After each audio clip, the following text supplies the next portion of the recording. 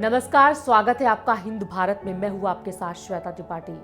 आज मैं आपसे बात करूंगी डॉक्टर एपीजे अब्दुल कलाम के बारे में। दोस्तों, डॉक्टर एपीजे अब्दुल कलाम का नाम जब भी हम सुनते हैं, जब भी उनका चेहरा हमारे जहन में आता है, तो उनके प्रति आदर और सम्मान का भाव अपने आप ही उत्पन्न हो जाते हैं। उनकी सादगी और महानता के बारे में जानकर आंखें नम हो जाती है कि कोई भी इंसान ऐसा भी हो सकता है। आज मैं आपको उनके जीवन से जुड़ी कुछ ऐसी बातें बताऊंगी जिससे प्रेरणा लेकर आप भी अपने जीवन को सुंदर और सफल बना सकते हैं। एक बार जब अब्दुल कलाम इसरो के बहुत ही महत्वपूर्ण प्रोजेक्ट पर काम कर रहे थे, तो एक दिन कलाम के चेंबर में वैज्ञानिक ने आकर उनसे अनुरोध किया कि क्या वो आज शाम 5 बजे काम खत्म करके घर जा सकता है, क्योंकि उसने अपने बच्चों को आज प्रदर्शनी ले जाने का वादा किया है। कलाम ने उसे अनुमति दे दी।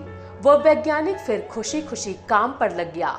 उसके बाद वो वैज्ञानिक काम में इतना लीन हो गया कि उसे अपने बच्चों से किए वादों का भी ख्याल नहीं रहा।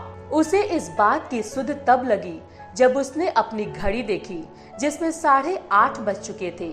यह देखकर वह जल्दी जल्दी डॉक्टर कलाम के चेंबर में पहुंचा, परंतु वे वहां नहीं थे, तो उसे बहुत ही निराशा हुई। उसे अपने बच्चों से किए वादे ना पूरा करने का दुख था। वह उदास मन से अपने घर लौट आया। घर लौटकर उसने अपनी पत्नी से पूछा कि बच्चे कहाँ हैं?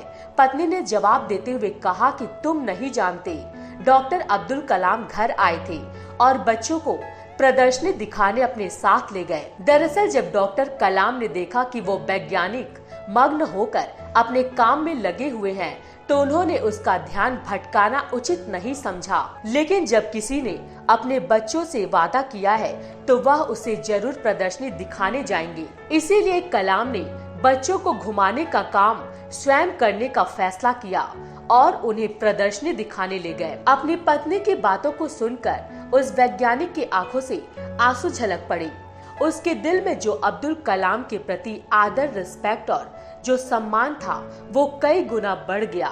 उसने मन ही मन कलाम को धन्यवाद दिया। दोस्तों, डॉक्टर एपीजे अब्दुल कलाम के जीवन से जुड़ा एक वाक्य मैं आपको बताती हूँ। ये बात उस समय की है जब वाराणसी के बीएचयू में डॉक्टर एपीजे अब्दुल कलाम को दीक्षांत समारोह के दौरान बुलाया गया था। उन्होंने देखा कि स्टेज पर कई सारी कुर्सियां लगी हुई हैं, जिसमें बीच वाली कुर्सी बड़ी और उन सबसे ऊंची भी थी। उस पर उन्हें बैठने को कहा गया, परंतु कलाम साहब ने उस पर बैठने से मना कर दिया और कहा, मैं भी आप लोगों के बराबर का ही व्यक्ति हूँ।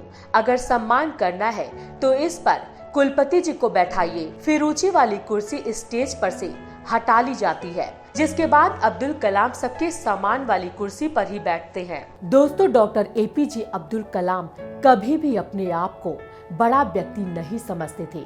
वे सबको अपने समान समझते थे और इसी समानता के कारण उन्होंने कुरान और गीता का अध्ययन किया था।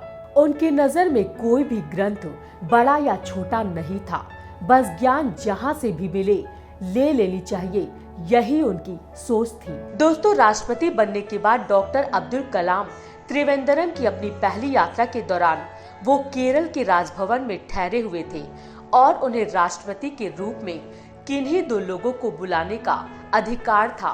तब राष्ट्रपति डॉक्टर कलाम ने 2 करीबी लोगों को मेहमान के रूप में बुलाया। पहला था सड़क के किनारे बैठने वाला मोची और दूसरा एक छोटे से होटल का मालिक। दोस्तों, अब्दुल कलाम का संपूर्ण जीवन इम्प्रेशन की वह पावर हाउस है, जिससे कोई भी व्यक्ति बहुत कुछ सीख सकता है। अपने अंदर काम करने वाले वैज्ञानिक के बच्चों को प्रदर्शनी दिखाने की बात हो, या दीक्षांत समारोह में एक कुर्सी पर बैठने की बात हो, या फिर राष्ट्रपति मेहमान के रूप में सड़क के किनारे बैठने वाली मोची और छोटे से होटल के ऑनर को बुलाने की बात हो, इन सब से ये बात झलकती है कि अब्दुल कलाम किसी को भी अपने से छोटा नहीं समझते थे। इन सब से ये बात साफ झलकती है कि अब्दुल कलाम किसी को भी अपने से छोटा नहीं समझते थे और यही बात उनको और महान बनाती है। छात्र हो, युवा हो या कोई और हो, अब्दुल कलाम से सीख लेते हुए किसी को भी छोटा या नीचा गिराने का प्रयत्न नहीं करना चाहिए, क्योंकि हर एक इंसान में वो क्षमता होती है कि वो अपनी हालात और स्थिति को बदल सकता है, और जिसे हम छोटा समझ रहे हैं वो एक दिन कर्म करके और परिश्रम करके आगे भी पहुंच जाएगा, ये कोई नहीं जानता। फिलहाल हमारे इस पेशकश में इतना ही। देखते रहिए हिंद भारत। नमस्कार। खबरों में बने रहने के लिए चैनल को सब्सक्राइब करें और ये बेल आइकन जरूर दबाएं।